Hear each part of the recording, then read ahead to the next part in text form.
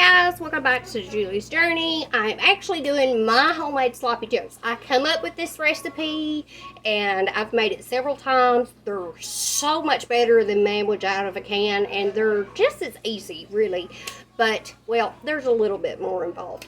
But I already got them started because I'm running behind tonight. It's like 9 o'clock and we haven't eaten, and it's just been crazy around here. So make sure you like, subscribe, do all that good stuff, and make sure you get all the content that I upload.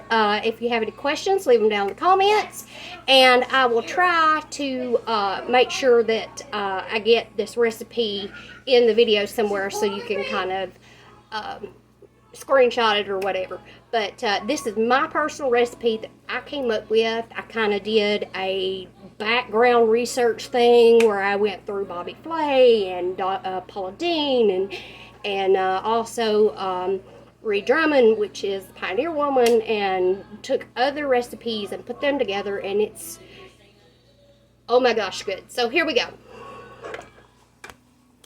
Alright, in my big skillet over here, I've got 2.5 pounds of meat. I'm browning it up. Of course, I always put water in mine, and then season my water and put my bell pepper, half a bell pepper and half an onion in there. It's got 2 bouillon cubes, beef bouillon cubes in there, Worcestershire sauce, salt, and pepper, and we're just letting that cook down for right now. So over here, I've got the other half of the onion and the bell pepper cut up because that's going to go into the sauce to make it better. And here is my handwritten, if you can read this, my sloppy joes, which you need anywhere from 1.5 pounds to 2.5 pounds, depending on how much you want to make and how big your family is. You can halfen this recipe, double it, quadruple it, whatever you need to do. And then I've got, of course, for my hamburger meat, I do my salt, my pepper, my bouillon cubes. I did not put the garlic and the Lowry's and the taco seasoning in at this point, this time, which is, like I said, we're in a really big hurry. So, and you're going to cook and brown your hamburger meat up however you prefer to do it. I do it with some water in the pot, so that way it's pulls some more of the grease out and also makes the texture of it better. So that is all the things that you will need, and I don't know that it's on here, so let me look.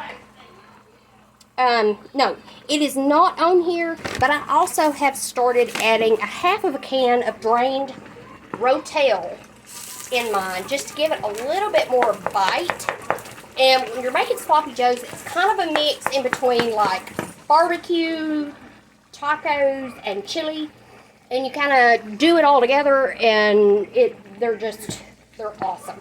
So you can see my meat is browned up here. So now I'm going to go over here. I'm going to drain all the water and the grease off of it. And then we'll get started on the sauce. Okay, so now our pot is back on. I am going to throw this half an onion, half bell pepper in here to get the sauce started.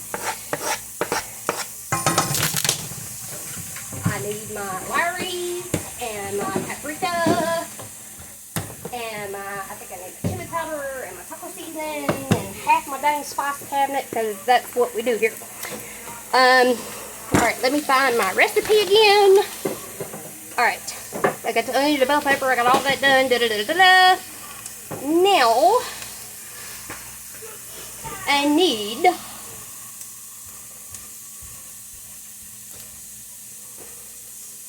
can't even read my own handwriting. This is awesome.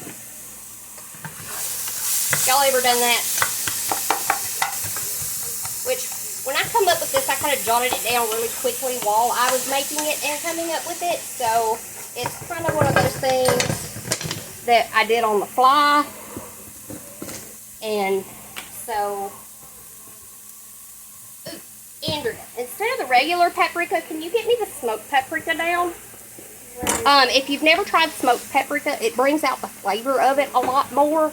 And so,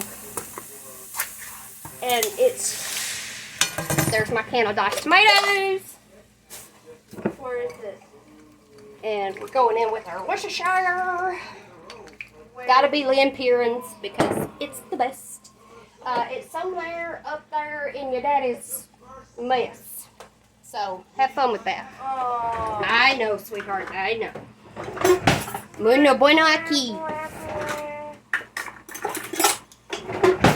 Alright, so to this, here we go. That's great. Lowry's. Smoked paprika, here you go.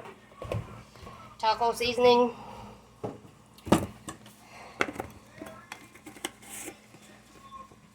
Just set it right. Thank you.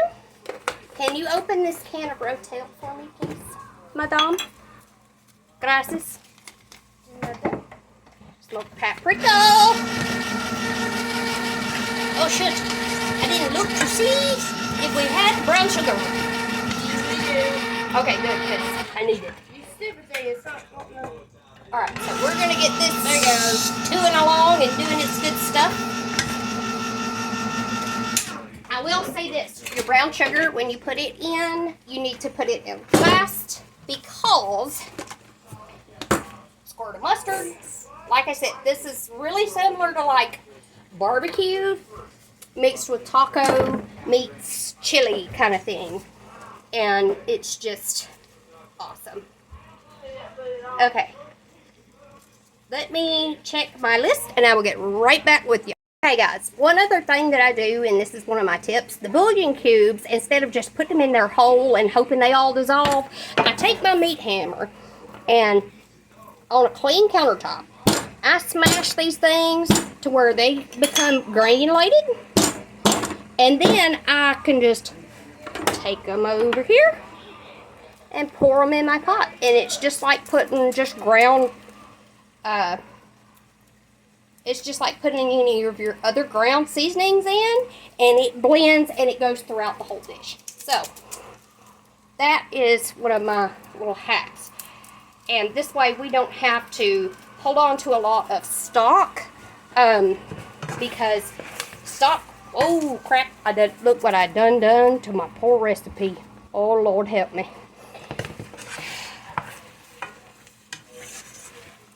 Alright, so we got this cooking down. I've got to clean off my recipe and I will be right back with y'all. So I cleaned up my recipe. Luckily I can still read it. Gonna have to do some work on it. It kind of took some of it off. But I have my 2 tablespoons of garlic that I threw in here. And I've got my can of Rotel here. And I've got to drain it. So I will be right back and we'll throw it in here. Guys, I'm going to show y'all my cheater trick for my tomato paste. And this is what I do with it. I cut both ends. And then I pull this one off. And I can push this one all the way down into the pot. Grab this little dude, kind of rake him back here, and smack the can a couple of times, and it goes right into the pot. And look, there's literally not much at all left in. So that is the maximum way. My grandmother taught me how to get tomato paste out of a can. And if you're not good at cooking and you see me cooking these things, it's just like riding a bike or exercising or doing anything else. The more that you do it, the better you will get at it. And to walk away from a cooking stove with it turned up is going to cause you to burn anything that you cook. So get you a bar stool or a tall chair and sit here and cook till your little heart is content, but don't ever walk away from a stove that is on high. If you have to go to the bathroom, turn the sucker on low. Okay. Salt, pepper, and then, of course, I've already poured my Rotel into my meat over there, so we're fixing to go over there and get that and pour that in here. And you can see the sauce is already starting to come together and thicken up, and we haven't added molasses or brown sugar yet. So, let me grab the meat, and we'll dump it. Here is my meat that's browned, and my Rotel, and we're going to dump that in here. Of course, my hands are washed and cleaned. I wash them about 100 times while I'm cooking.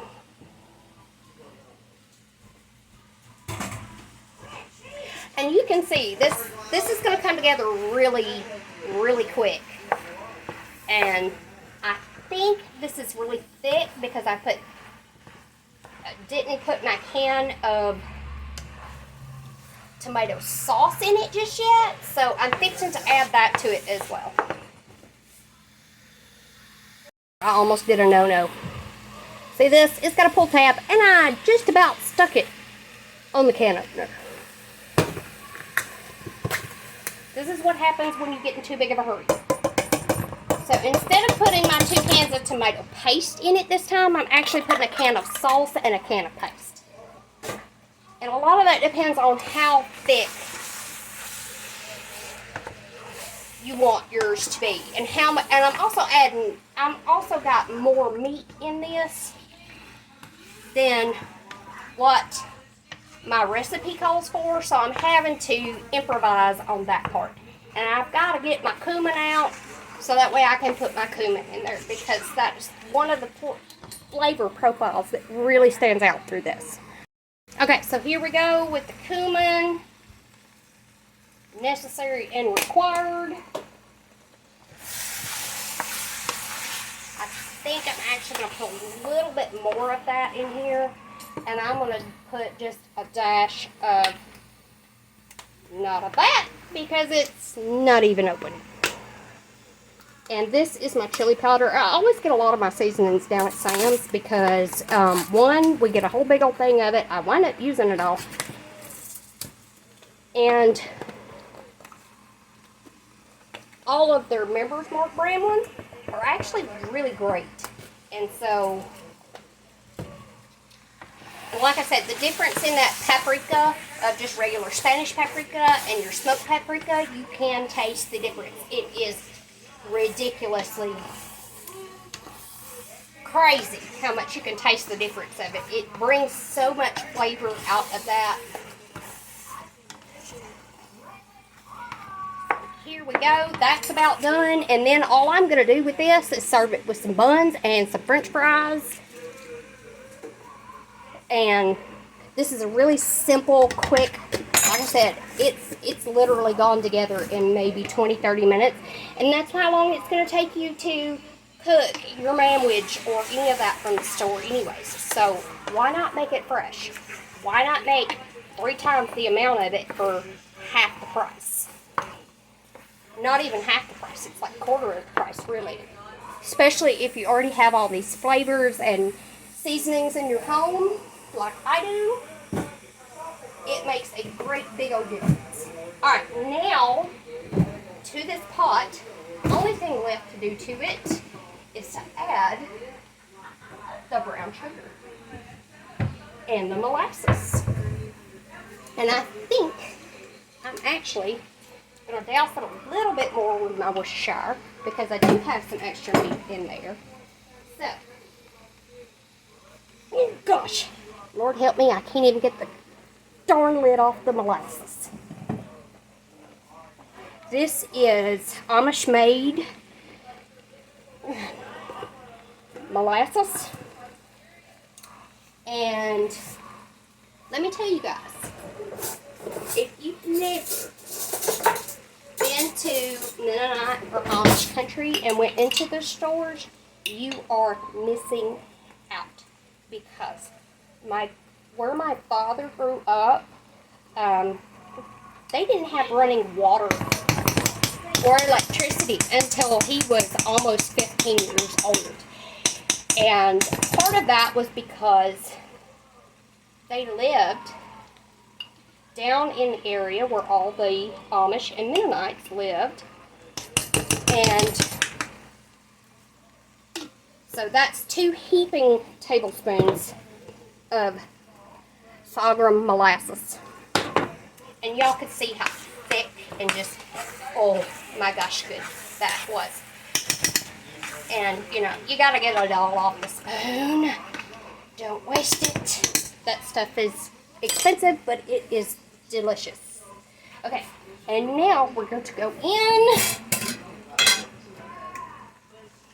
This is light brown sugar. I prefer dark brown sugar, but y'all all know that the prices have gone up, and that was right at a half a cup, I think, of brown sugar.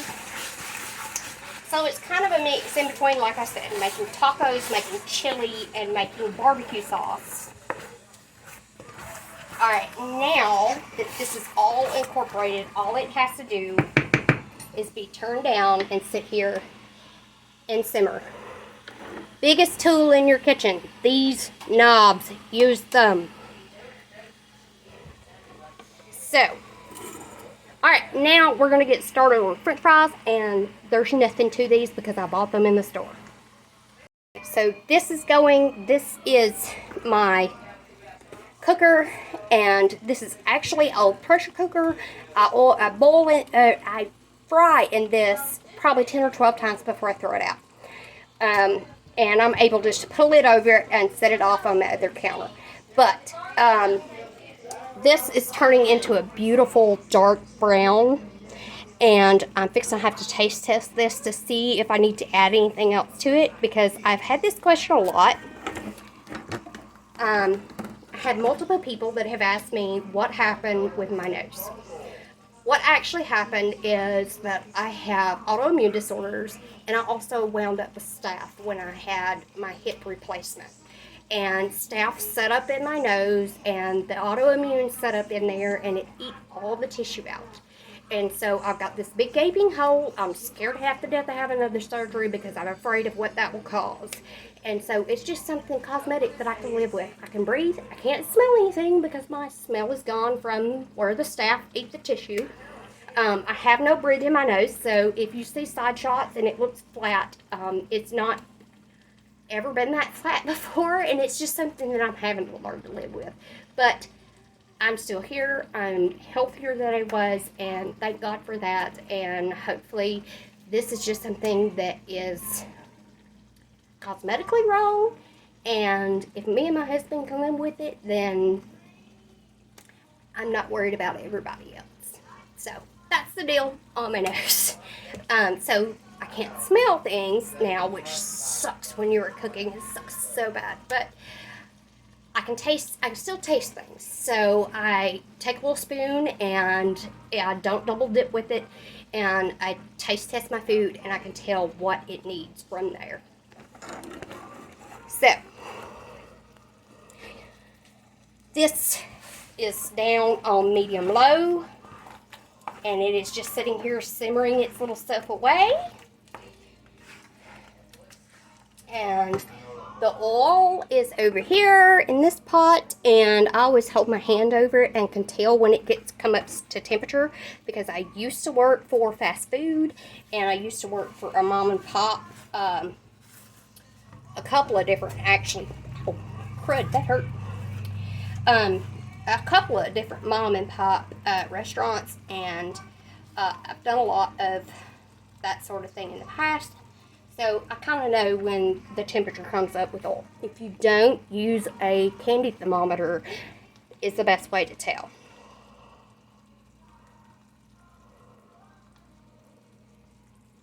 Okay, so our oil is pretty well up to temperature. Like I said, I can tell by holding my hand over it because I've done it for so many years.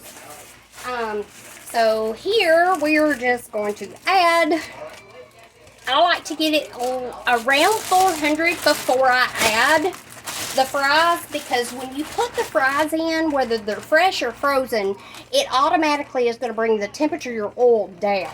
So just to test it, if you don't have a candy thermometer, you just take a little piece and you drop it in. And if it's doing its thing, you know, it's ready to go.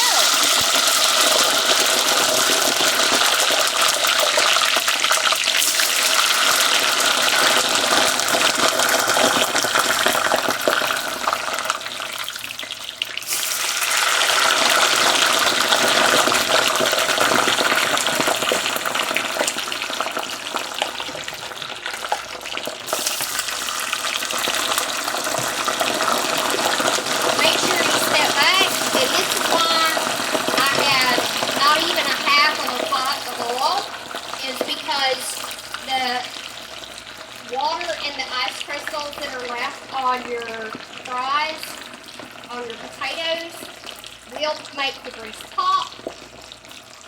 And like I said, if you get it up to around 400, then when it comes down to cook, then your fries will actually be cooking at 350 and you don't get them as grease logged. So that's one of my tips and tricks.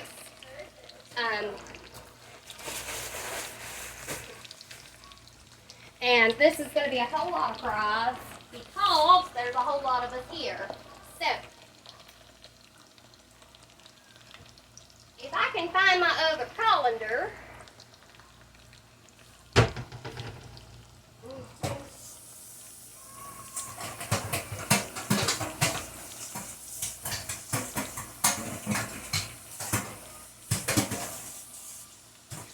Which I cannot, so I'm just rewashing the one that I had the meat in and completely making sure that it's dry and going from there. So, if I can find a kitchen towel, because apparently somebody took them all up and threw them all in the washing machine. So, this is how I take my fries up. I prefer it this way because it's just easier. You can do a cookie sheet with sides on it with like a cake cooking rack, but I prefer to do them in a colander because then you can shake them around, make sure you get all the salt on them that you want, or if you put any kind of fry seasoning on them, then that makes it go in better.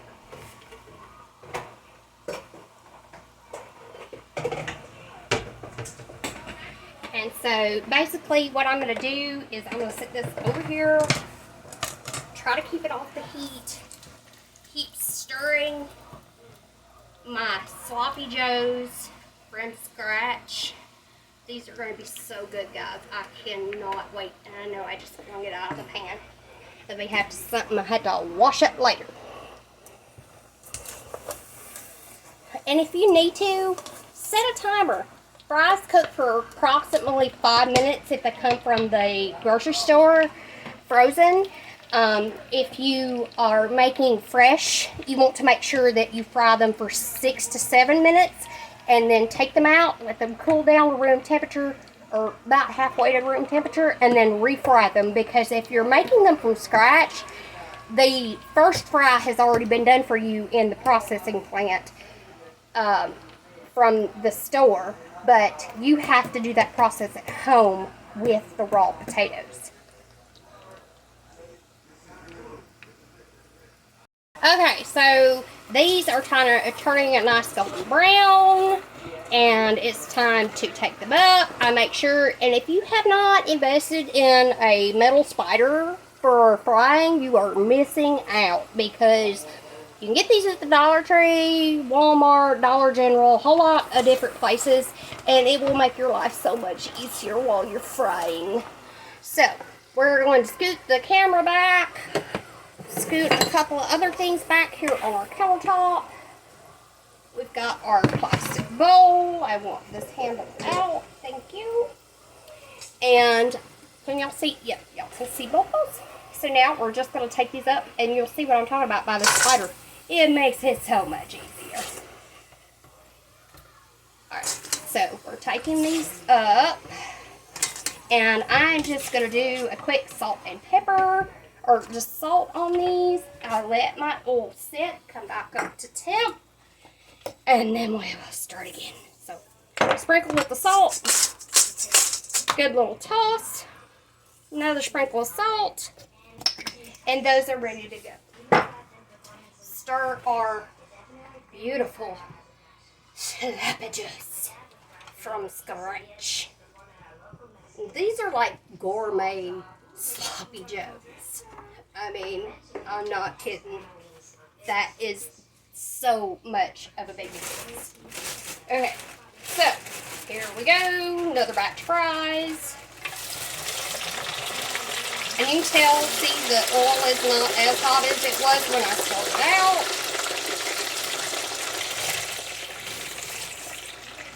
So I'm going to graciously, slowly add those to it. I keep my burner on high while I'm frying, because your temperature is going to wax and wane as you're frying. And so another 5 minutes on these, then we'll come right back. So back here to my sloppy joes, I did taste test on them, and since I added the extra meat to it, I actually added another can of diced tomatoes, and then I added a little bit more of my chili powder, my taco seasoning, and my Lowry seasoning. And that I'm gonna let that cook in a little bit, and then we're gonna taste test it again. And then we're gonna come back over here and finish our French fry craziness, yummy, delicious goodness. And if y'all can see in the bottom of this bowl, it's let all of that excess oil drain off these fries instead of sitting there and getting grease log more in your pan. So that is the reason why I use a colander in a bowl. And like I said, these fries are done. They're ready to take up. And this whole colander being full is going to be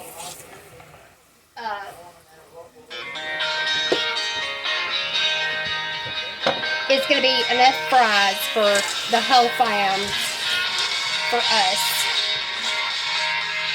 And that is my daddy calling. Hey guys, so the sloppy joes are good. They're ready to go. Of course, we've just got some regular hamburger buns. We're going to put those on the hamburger buns. And then we've got a whole colander's worth of French fries. And I really hope that y'all enjoyed this video. I really hope that somebody tries this. Let me know what you think down in the comments. And thank you for watching. Bye guys. See you next time.